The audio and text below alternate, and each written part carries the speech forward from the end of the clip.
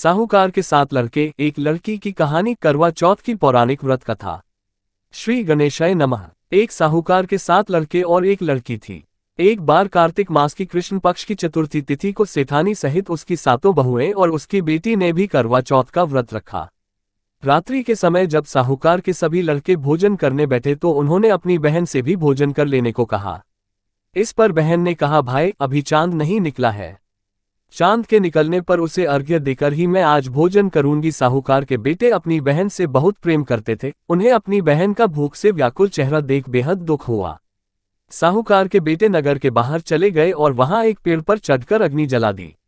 घर वापस आकर उन्होंने अपनी बहन से कहा, देखो बहन, चांद निकल आया है, अब तुम उन्हें अर्घ्य देकर भोजन ग्रहण करो।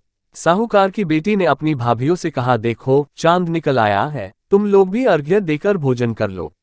नंद की बात सुनकर भाभियों ने कहा, बहन अभी चांद नहीं निकला है, तुम्हारे भाई धोखे से अग्नि जलाकर उसके प्रकाश को चांद के रूप में तुम्हें दिखा रहे हैं।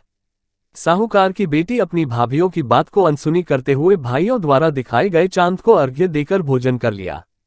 इस प्रकार करवा चौथ का व्रत भंग करने के कारण विघ्नहर्ता भगवान श्री गणेश साहूकार की लड़की पर अप्रसन्न हो गए। गणेश जी की अप्रसन्नता के कारण उस लड़की का पति बीमार पड़ गया और घर में बचा हुआ सारा धन उसकी बीमारी में लग गया।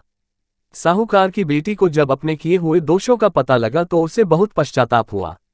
उसने गणेश जी से क्षमा प्रार्थना की और फिर से विधि विधान पूर्वक चतुर्थी का व्रत शुरू कर दिया।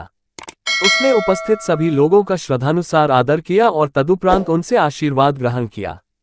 इस प्रकार उस लड़की के श्रद्धा भक्ति को देखकर एक दिन भगवान गणेश जी उस पर प्रसन्न हो गए और उसके पति को जीवनदान प्रदान किया। उसे सभी प्रकार के रोगों से मुक्त करके धन, संपत्ति और वैभव से युक्त कर दिया।